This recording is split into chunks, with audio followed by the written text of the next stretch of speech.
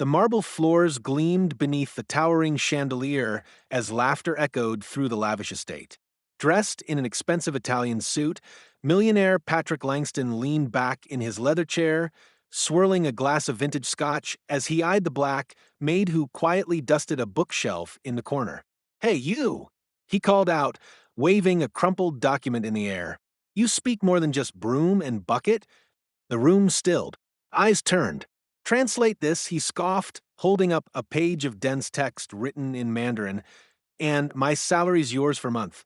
A few of the guests chuckled, awkwardly, expecting her to shrink away. But she didn't.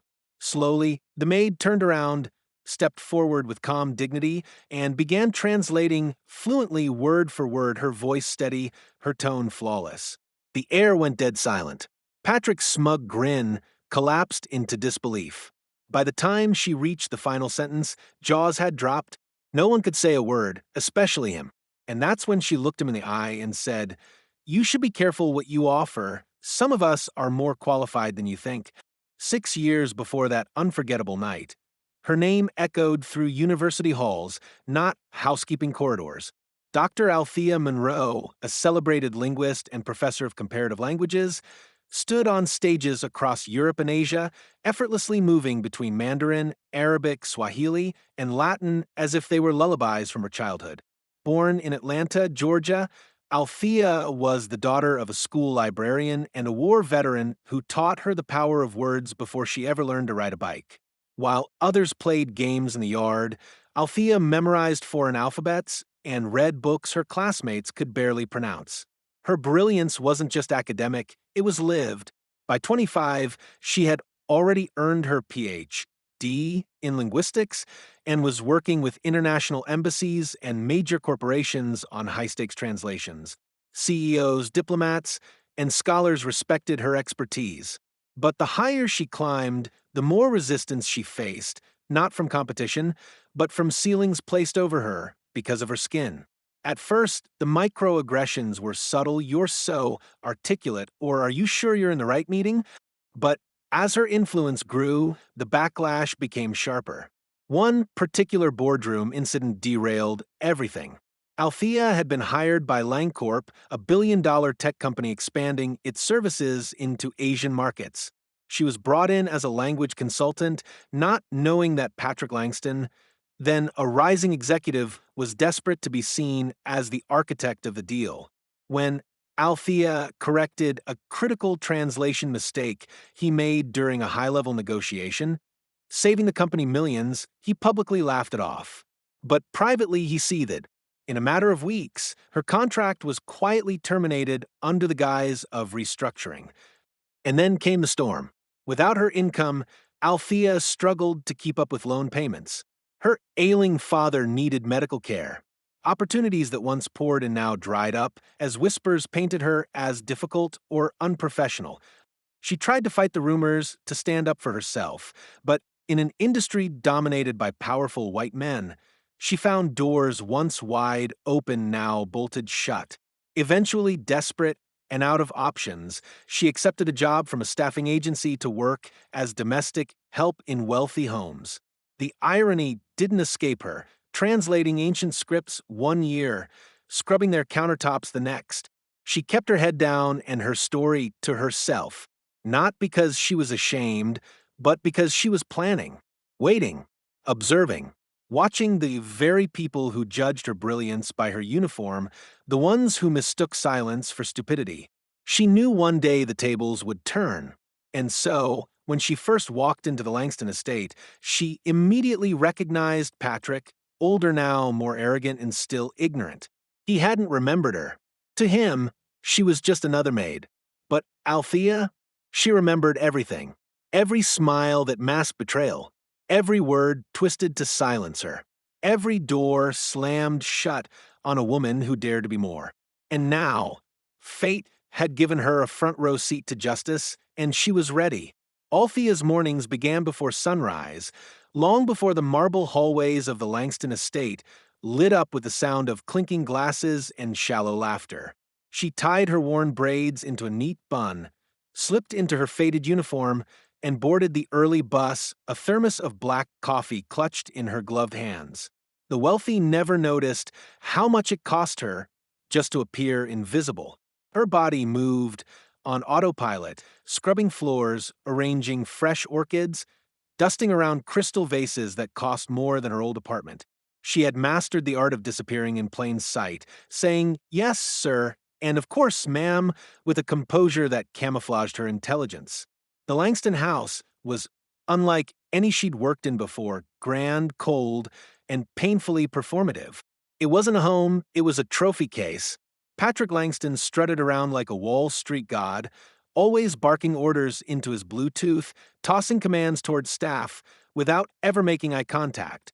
He called Althea girl, never her name, and treated her knowledge like a threat she hadn't yet voiced. She kept a notebook in her coat pocket, scribbling in it during breaks, her thoughts, lines of ancient poetry, translations she still practiced to keep her mind sharp. No one ever asked what she was writing. They assumed it was shopping lists. The other staff were either too broken by the job to care or too scared to speak up. There was Ramon, the groundskeeper, who had worked there for 15 years but had never received a raise. And Gina, the cook, whose culinary talents had once impressed food critics until a failed restaurant venture landed her behind a Langston stove. They, too, had stories that no one cared to hear. The help wasn't supposed to be anything more than background noise in Patrick's perfectly polished life. What stung Althea most wasn't the physical labor, it was the way they talked around her, as if she weren't even present. Business associates would boast about global ventures in languages she understood fluently. She'd catch them mispronouncing key terms or completely misrepresenting cultures, but she kept quiet. Correcting them wouldn't lead to gratitude. It would lead to suspicion. Still, it wasn't easy swallowing her pride, especially not when Patrick would show off during his lavish dinner parties, tossing out half-quoted phrases in foreign languages to impress his guests. He once said to a client, "Our expansion into China is as easy as an eye how and a handshake," and laughed smugly. Althea had gritted her teeth, resisting the urge to correct his culturally tone-deaf statement. She had once given lectures on Mandarin business etiquette to corporate leaders. Now she was expected to refill wine glasses while those same leaders misused the language she had devoted her life to mastering. Yet through it all, Althea held onto her dignity like a weapon she hadn't yet drawn. She studied them, how they spoke, how they underestimated her, how Patrick surrounded himself with those who feared him but didn't respect him. And in her silence, she built strength. She wasn't just a maid, she was a witness. And if life ever handed her the right moment, the right stage, she would show them all exactly who she was. That moment, she knew deep down, was coming sooner than anyone expected. It happened on a Thursday evening during one of Patrick Langston's ostentatious networking parties. A parade of egos cloaked in tailored suits and designer gowns. The house buzzed with clinking glasses and idle bragging, the scent of expensive cologne mixing with imported appetizers. Althea moved through the crowd like a shadow, placing napkins and wiping spills, invisible yet ever-present. Patrick, energized by wine and self-importance, held court in the grand library, boasting to a group of investors about his global savvy. He pointed to the shelves lined with books in languages he couldn't read and chuckled. "It's all about perception, gentlemen. Just nod and speak with confidence. They'll think you're fluent." The men laughed, feeding off his arrogance. Then one of the guests, a stern Chinese businessman named Mr. Wei, held up a thick folder and said something in Mandarin. The room fell silent. Patrick blinked, caught off guard. He laughed nervously. "You'll have to speak English, my friend. I leave the translations to the nerds." The investors chuckled, but Mr. Wei's face remained unreadable. Trying to regain control, Patrick grabbed the folder and flipped through it with a smirk. "Looks like something from a fortune cookie factory," he joked, then turned to Althea, who had just entered to refill drinks. "You," he barked, pointing dramatically. "Come here." Althea paused, her tray midair. "Yes, sir." He held out a single page of dense Chinese characters, waving it like a challenge. "Tell you what, You translate this right here, right now, and I'll write you a check for, hell, my monthly salary. That's over 6 figures, sweetheart. The room broke into awkward laughter. Someone coughed. Gina, watching from the corner, froze. Althea stood still. The folded paper trembled slightly in Patrick's hand, not from fear, but from excitement, from the thrill of putting someone beneath him in their place. She stepped forward, her face calm. Are you sure you want to make that bet, sir? The room shifted. A murmur spread. Patrick, taking her quiet tone as submission, chuckled. Oh, I'm very sure. Just don't embarrass yourself too much. Althea took the paper and scanned it briefly. Then she began to speak. Fluently, precisely, effortlessly. Word by word, sentence by sentence, she translated not just the words, but the context, business terms, cultural nuance, proper names, diplomatic phrasing. Every syllable rang clear and crisp, her voice smooth and confident. By the time she reached the end, not a single person in the room was breathing. Patrick stared, his smile gone. Althea gently placed the paper back on the tray. Would you like that in Cantonese too? She asked. Silence. The kind that screams. The silence in the room was deafening, the kind that cracked open shame like thunder after lightning. Patrick Langston's jaw hung loose, eyes flickering between the paper and the woman he had just mocked.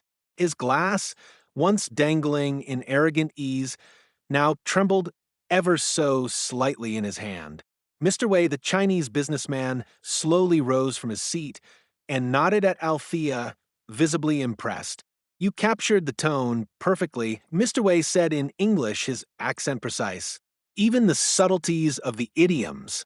That's rare, even among professionals. Althea bowed her head respectfully. Thank you, sir. Patrick forced a chuckle, his voice sharp. Okay. So, the maid knows some fancy languages. Maybe she Googled it earlier. She didn't. Mr. Wei cut in firmly. This isn't a beginner's translation. This is advanced-level diplomacy. She understood the deeper context. No one memorizes this unless they've studied for years.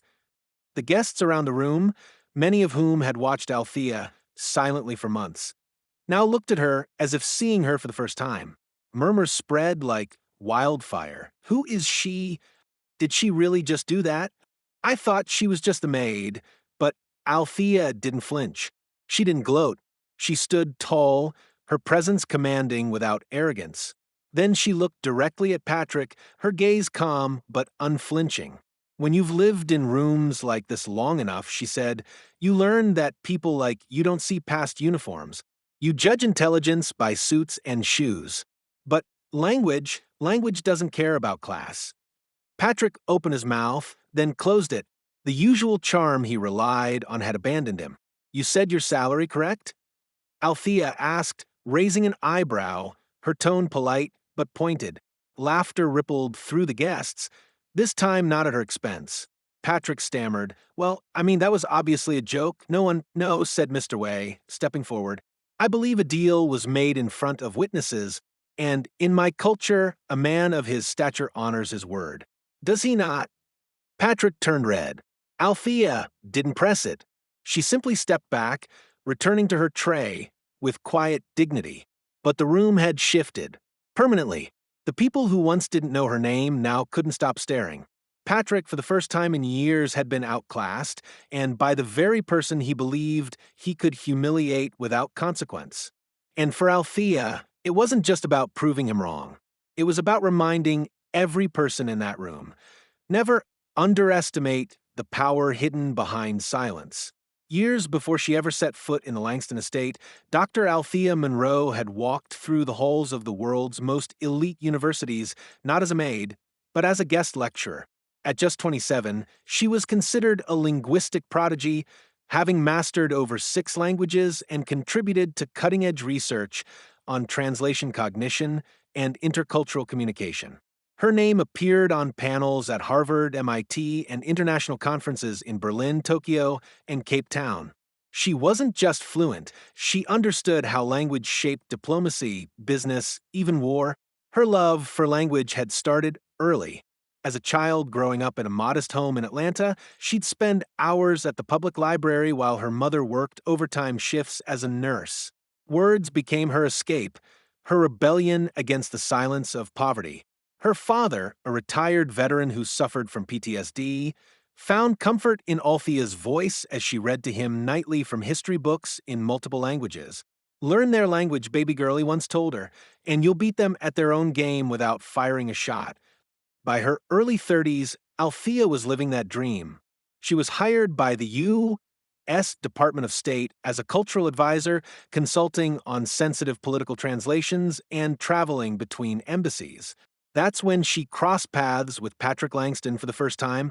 Patrick, then a director at Langcorp, had big ambitions to lead the company's global expansion, but lacked the cultural nuance to manage international negotiations. When he botched a pitch in Shanghai, costing the company millions, Althea was flown in as a last-minute consultant to repair the damage.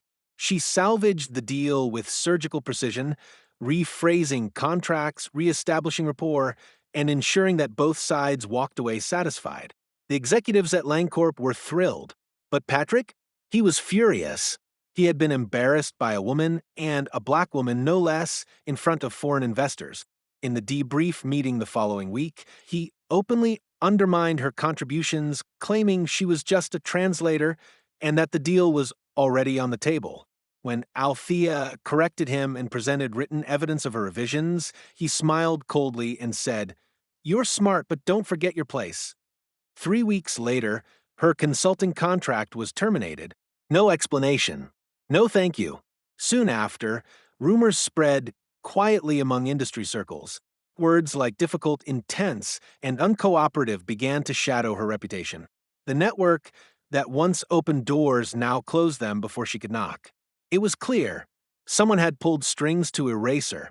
Her father passed away the following winter.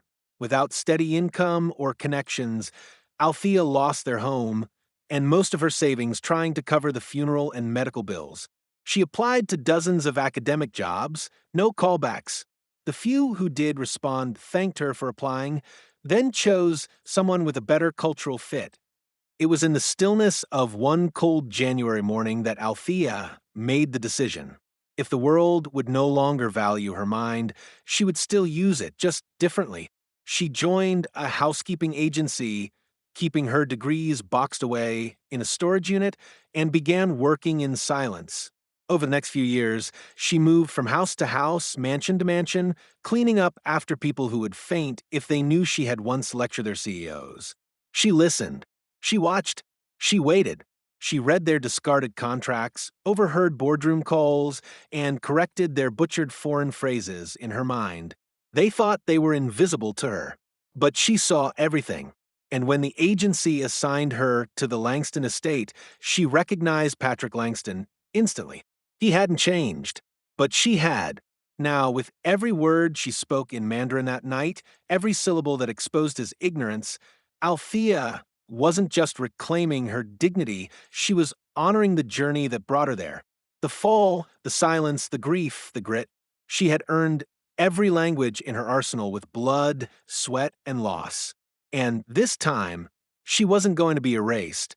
The morning after the party, the Langston estate didn't feel the same.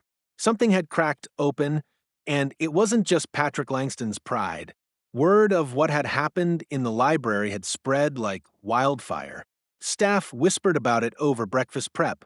Gina, the cook, could barely contain her grin as she stirred her famous sweet potato grits. Ramon, usually quiet, gave Althea a respectful nod that lingered longer than usual. For once, she wasn't invisible. For once, the house looked at her and saw more than just her apron. Even the guests who'd attended the night before had taken notice. Some had Googled her name after leaving the party, shocked to find academic papers, panel footage, and award citations bearing her name. One guest, a venture capitalist from Chicago, had even called the estate asking to speak with the interpreter, not realizing she was also the housemaid. Patrick, meanwhile, was a shell of his usual self. Gone was the loud bravado, the booming voice echoing through the marble halls. He didn't even come down for his usual morning tirade about lukewarm espresso. The man who lived for attention now walked through his own house like a ghost, avoiding eye contact, dodging questions about the party, and retreating early to his study. Althea didn't change her routine, at least not outwardly. She still cleaned the staircase, still polished the banisters, still refilled the glass vases in the dining room. But everything felt different. The silence she once worked under had shifted. It wasn't oppressive anymore. It was respectful. Even the newer staff, who'd once whispered behind her back, now asked her about her past with cautious admiration. Gina finally broke the ice that afternoon. "Girl," she said, catching Althea in the pantry, "you really flipped the script on him last night. I've worked here 10 years, and I ain't never seen Patrick Langston that quiet." Althea smiled softly. "It wasn't about making him quiet," she replied. "It was about making myself heard." Gina shook her head, chuckling. "Well, baby, you did that and more." Later that day, while Althea was organizing the linen closet, she overheard a conversation between Patrick and one of his business advisors. The door to the study was cracked, and his voice, though lower than usual, was anxious. "She made me look like a fool," he muttered. "Do you understand what that means in front of Way and his people? I could lose this deal. Maybe you shouldn't have challenged her like that," the advisor replied. Word is she used to be some kind of linguistic expert. "Honestly, it might be smart to work with her, Patrick. Show some humility. Work with her." Patrick snapped. "She's a maid." There was again that sharp, dismissive tone. But even as he said it, there was uncertainty in his voice. The certainty he once stood on had been shattered. He knew what everyone else now knew. Althea Monroe wasn't a woman to be underestimated, and more importantly, he had no control over the narrative anymore. The people in his house, the staff, the guests, even his clients, were no longer laughing with him. They were watching her. 2 days after the party, Althea was polishing the grand piano in the music room when a voice interrupted her focus. "Excuse me, Dr. Monroe?" She turned around slowly, her cloth still in hand. A tall man in a slate gray suit stood in the doorway. Calm, composed, and clearly someone of importance. It was David Rennick, a senior executive from Global Core Communications, one of Langcorp's largest international partners. He had attended the party, staying mostly in the background, but Althea had noticed him. She always noticed the quiet ones. "I hope I'm not intruding," he said politely. She tilted her head, surprised by his use of doctor. It had been years since anyone in a business suit had acknowledged her title. "Not at all," she replied, "though I believe Mr. Langston is in his study." David smiled faintly. "Actually, I'm not here for him. I came back to speak with you." Althea set the cloth down. "I'm listening." He stepped forward, lowering his voice as if this conversation deserved reverence. "What you did the other night, it wasn't just impressive. It was remarkable. I speak 3 languages myself, badly, and I've worked with international negotiators for over a decade. What I saw, that was world-class talent. And more importantly, you had complete cultural fluency. That's something you can't fake." Althea remained silent, carefully studying him. "And what does Global Core want with a maid?" He chuckled gently. "We're not looking for a maid. We're looking for a chief cultural liaison, someone who can train our international teams, assist with sensitive communications, and help bridge language barriers in our upcoming Asia-Africa expansion. We had a short list of candidates. You weren't on it until Thursday night." Her breath caught, but she didn't show it. "It's a consulting role to start," he continued. 6 figures. Remote flexibility. But if it works out, a long-term position is on the table. Althea folded her hands, her voice composed. "You're offering me a high-level position after seeing me do a 10-minute translation during a party I wasn't even invited to attend?" David nodded. "Because I know talent when I see it, and I know that the best people are often hiding in plain sight, or, in your case, forced into it." She considered his words, the weight of them, the years she had spent buried under silence and assumptions. Part of her wanted to question it to protect herself from disappointment. But something about his tone, measured, respectful, told her this offer wasn't a charity move. It was recognition. I'll need time to consider, she said. Of course. Here's my card. He handed it to her with both hands, a subtle sign of respect she immediately noticed. But I hope you'll say yes. You've already taught this house something it won't soon forget. As he walked away, Althea stood motionless, the card held delicately between her fingers. For the first time in years, a door hadn't been slammed shut, it had been held open, and maybe, just maybe, it was time to walk through. The very next morning, the storm began. Althea arrived at the estate to find whispers bouncing off marble walls. Something felt off. The other staff avoided her eyes, their conversations clipped and nervous. Gina, usually warm and chatty, barely said good morning. Ramon gave her a half nod, then turned away quickly. The tension was unmistakable. She found out why soon enough. Inside the study, Patrick Langston was pacing, face flushed, phone pressed tightly to his ear. His voice was sharp and low, but not low enough to hide the words spilling out.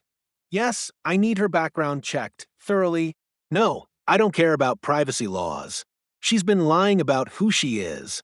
There's something off about her, and I want leverage before she makes a move. Althea's stomach turned. He was trying to smear her again. By noon, it was clear Patrick had launched a full campaign of subtle sabotage. That afternoon, one of the HR directors from the housekeeping agency called her with concern. Hi, Althea. We received some complaints from your current placement. Apparently, you've been acting disruptive, overstepping your role. Disruptive. That word again. She took a deep breath. May I ask who made those claims? I'm not allowed to say, the woman replied nervously. But we've been asked to temporarily reassign you pending review. So that was his play. Patrick couldn't erase what happened at the party, but he was going to try and push her out before the business world took notice. He wanted to discredit her before she became a threat. He'd underestimated her once. He wouldn't do it again. What he didn't know was that Althea had already anticipated this move. That night, she opened the notebook she always carried. Its pages filled with dates, names, overheard conversations, and discarded business documents she had seen and understood over the past 6 months. She documented every inappropriate comment, every shady deal Patrick bragged about when he thought no one important was listening. And more than that, she had connections now. Mr. Way, David Rennick, even 2 former clients from her old consulting days had reached out after the party, stunned to find her in a maid's uniform. She wasn't powerless anymore. Patrick might have thought he was silencing her, but what he had really done was awaken the strategist he buried years ago, and this time, she had the leverage. Althea didn't strike with noise. She struck with precision. The day after her temporary reassignment, she dressed not in a uniform, but in a sleek navy blazer and slacks. Hair pulled back, expression calm, she walked through the revolving doors of Global Core Communications headquarters, where David Rennick welcomed her personally. Within an hour, she was in a private conference room, sharing everything she had documented about Langston's unethical business behavior. Emails Patrick had printed and left unattended, recordings of him joking about insider trading, notes on falsified reports presented to international partners. She had never planned to use them, not until he tried to ruin her again. David and his legal counsel listened closely. When she finished, David leaned back in his chair and said, "This is more than enough. You just handed us what we've suspected for years, but never had the evidence to prove." That afternoon, Global Core formally terminated its contract with LangCorp, citing concerns about ethical misalignment. The news went public within 24 hours. And Patrick? He imploded. The moment the story broke, his office was flooded with calls. Shareholders demanded explanations. LangCorp's board of directors, furious over the dropped contract, called an emergency meeting. Patrick was forced to answer for his behavior, not just for humiliating himself at the party, but for years of arrogance, negligence, and unethical practices now exposed in meticulous detail. It didn't stop there. One of the senior partners at LangCorp, who had also attended the party, released a statement affirming Althea's qualifications and character. The quote went viral online. We mistook silence for ignorance. That was our first mistake. The second was underestimating the woman who spoke more wisdom in a few minutes than most of us have in our entire careers. Social media exploded. Hashtag #RespectAlthea began trending. Articles were written. Podcasts invited her to speak. Former students of hers emerged from the woodwork, sharing stories of how she once mentored them, inspired them, changed their lives. And Patrick Langston? He was quietly suspended pending an internal investigation. Within weeks, he resigned from Langcorp, but not before publicly apologizing awkwardly unconvincingly in shaky press conference. But Althea wasn't watching that day. She was in a new office, this time at Global Core, standing in front of a room of young professionals from all over the world. It was her first day as Director of Cultural Strategy. She began her orientation with a simple sentence: language isn't just communication, it's power. And when you listen, truly listen, you'll find brilliance in places no one ever thought to look. The room applauded, not out of politeness, out of respect, because she wasn't a maid anymore. She was a force. A month later, the Langston estate had a new maid, quiet, nervous, and wide-eyed. Althea had driven past the old mansion once, but she didn't stop. That part of her life was behind her now. Still, the memory of what happened within those walls was no longer around. It was her origin story. Back at Global Core, she'd already led her first successful negotiation with a team in Nairobi, flawlessly guiding the conversation in Swahili and French, impressing both executives and local partners alike. David Rennick watched her work with admiration. "You're the best investment we've made this year," he told her after one of the sessions. And it wasn't even close. She smiled, but more than that, she belonged. No one questioned her presence in boardrooms anymore. No one called her girl or asked her to refill their water. She was introduced now as Dr. Monroe, and people listened. They took notes. Her office wall was bare except for one framed photo. Her father in uniform, smiling, with her toddler self sitting proudly on his shoulders. She had placed it across from her desk, so she would see it every morning. "I did it, Daddy," she whispered on her first Friday afternoon, touching the frame gently. "They hear me now." Meanwhile, Patrick Langston's name had become a cautionary tale in corporate circles, how ego and prejudice could sink even the most powerful. Rumors swirled that he tried to launch a podcast, but no one listened. He tried writing a book, but no publisher wanted it. His reputation was tainted, not because of what Althea had done, but because of who he had always been, and the world finally saw it. One rainy evening, Althea was invited to speak at a university where she'd once been denied a second interview. They had read the news. Now they wanted her story. The auditorium was packed. As she stood at the podium, the lights dimmed, and her name was projected in bold. Dr. Althea Monroe, from silence to strength. "I spent years thinking I had lost everything," she told the crowd, her voice steady. "But I hadn't lost my value. I had just stopped being seen. The truth is, your worth isn't determined by who's looking. It's determined by who you decide to be, even when no one's watching." The applause was thunderous. She had come full circle, not just surviving the fall, but rising from it with a voice sharper than before. A year later, the world knew her name, not as a headline, but as a symbol. Dr. Althea Monroe had become more than just a linguist or a strategist. She was now a sought-after speaker, an advisor to international boards, and the founder of the Monroe Initiative, a nonprofit dedicated to helping underrepresented professionals reclaim their careers after being pushed out by bias or systemic discrimination. In her new office, lined with books in over a dozen languages, she kept one drawer dedicated to the past. Inside it were relics of her former life, a worn-out housekeeping badge, a crumpled bus pass, and a folded copy of the Mandarin document Patrick once challenged her with, not as reminders of pain, but proof of resilience. Every Thursday afternoon, she taught a free online course called Language and Power, where students from across the globe logged in to learn not just how to speak, but how to be heard. She ended every session the same way: "You are not your title. You are not your paycheck. You are not the silence people try to trap you in. You are what you carry inside you when the world tries to forget who you are. And one day, when the moment comes, you will remind them. Her words rippled far beyond screens and boardrooms. They found their way into classrooms, homes, and hearts. She became the woman she had once needed when she was dismissed. A guide, a voice, a force of quiet revolution. And as she sat one evening on her balcony, sipping tea and watching the sunset roll over the city skyline, she thought of every person still waiting for their moment to rise. To them, she offered no anger, only this promise. They can't keep you buried forever. So keep learning, keep growing, because when your moment comes, make sure they never forget who you were when they overlooked you. And with that, she smiled, not in revenge, but in victory, because she had translated more than language.